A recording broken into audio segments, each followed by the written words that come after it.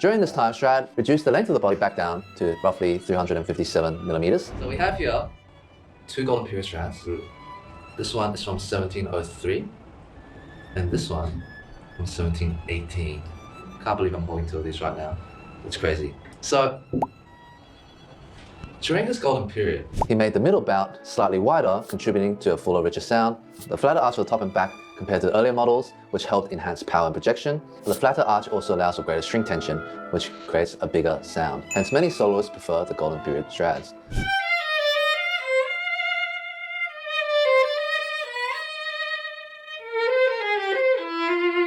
Still pretty good. So this 1718 violin is very special also because there's a little special marking here.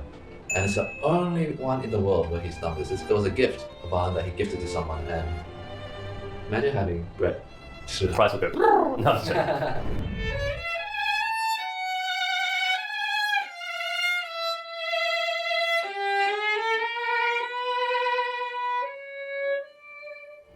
don't know if you can tell from the mic, but here it's very obvious the golden periods sound different with the... Yeah, it's very, I'd say it's like brighter and just a bit more like, it's got a bit more of that.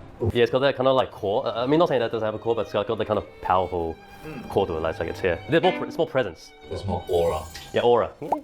And now in his mid-70s, Stradivari continued to make violins all the way into his 90s. These final years are often referred to his late period.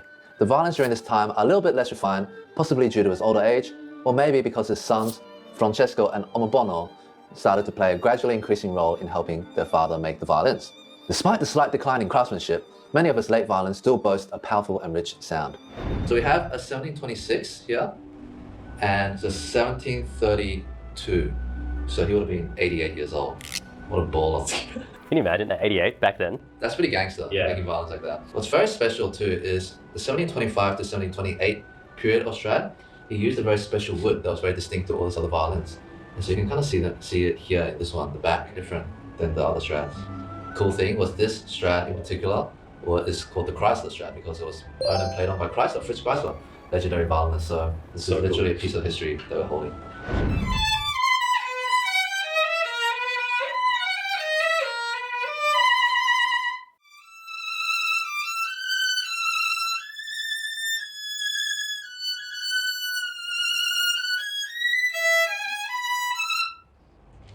Nice. I wish I could keep playing on them, but... Alright, so the last one we have here is 1732. When it was made when he was 88 years old. That's insane.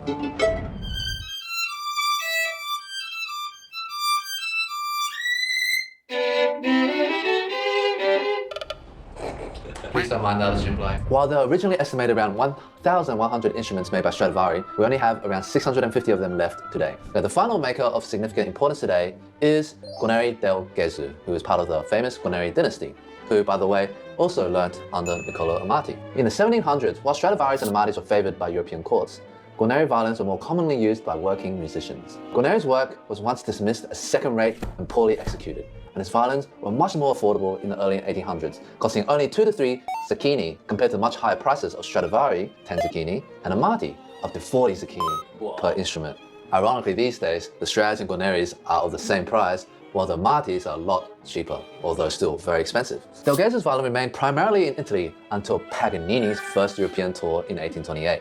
Paganini, recognizing the extraordinary power of Del Gesù's violin, captivated audiences with his 1743 Guarneri known as Il Canon, or the Canon. What a name. That's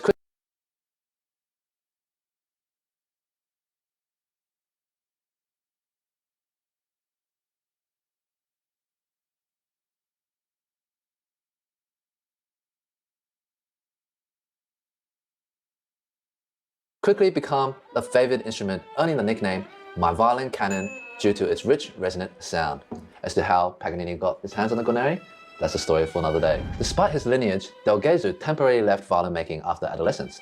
The reason for his hiatus was unclear, but he returned around age 30, likely to support his financially struggling father.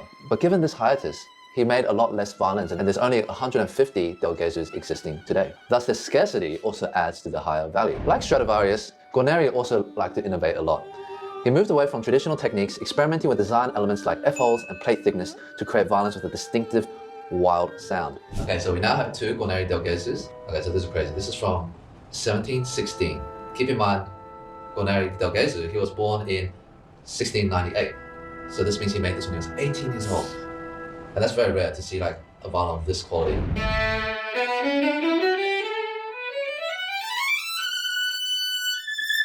1738. Wow, look at the back. That's some crazy stuff.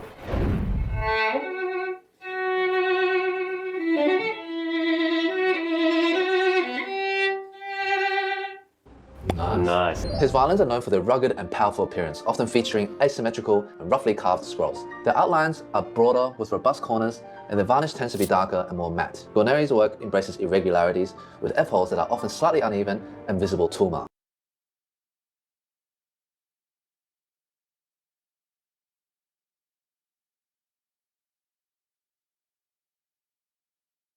Other than Paganini, several other reputable violinists also choose Del Gesù as a violin of choice, including the legendary Yashar Heifetz. While Strad and Martin Guarneri are the three big names, there were many other violin makers that came after them that also made a name for themselves, such as Guillaume, Guadagnini, Storioni, and Gagliano. Okay, lastly, we have today here two Guadagnini violins, which is also very special and very rare to have two with us. One is a 1752, which was made when he was in Milan, and then we have a 1769, which was made when he moved to Parma. The first thing I noticed straight away is the arch is even flatter.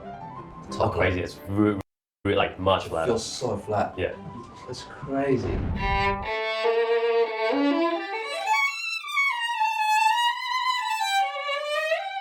It's so flat. And also I noticed, it just feels the F-holes were really big. Yeah, they're much wider too, in this period. Look at those F-holes, they're massive. If these are eyes, these would be like those girls in the massive contact lens.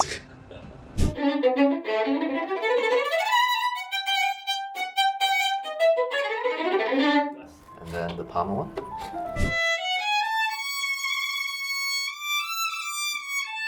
Warmer? It's warm, yeah. I don't know if it's as sweet as a Strad, but Yes. you know what I mean? Yeah.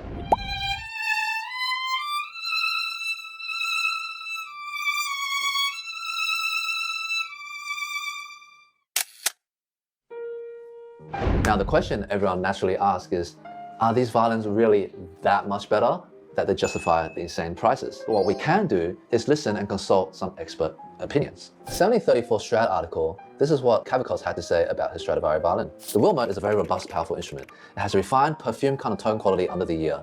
Yet when I hear someone else play it in a concert hall, it has an incredibly complex, multi-dimensional character. It's super sensitive and responds to everything I try to do with it. 3 years after buying it, I'm still discovering a spiritual, ethereal quality to the sound, which comes from everywhere and nowhere. It's a kind of presence that permeates everything I play. It never stops surprising me. And this is what Augustin Hardelich had to say about his Guarneri. The sound of this violin has a richness and complexity that I have rarely heard in any instrument. The moment I played the Le Duc del Gesù, something in the sound drew me to the violin, and I did not want to stop playing. I love the vocal, human quality of the sound of this violin. In my first performances with the Le Duc, its sound filled the largest halls effortlessly, and every piece I play right now feels like a new and wonderful discovery. These comments and many more like it reflect the general sentiment in the community that these legendary violins have more character, nuance, and complexity in their sound. Some like to call it a soul. Yeah, I remember when we had our Strads and we had a conversation with James Ennis, and we were talking about how the Strads, when you play them, you know, initially it might feel weird, but it's like the Strads almost has its own colors for you to explore. Yep. And then so you get inspired to make new sounds that you didn't even know was possible to make in a normal violin. Yeah. And it's kind of weird because even later when you move away from the Strad, it's like you're inspired to try and recreate the sounds in other violins that kind of just, the Strads almost invite you to explore. So there are several theories as to why these older instruments may be superior to modern ones. One theory is that the wood in the 1600s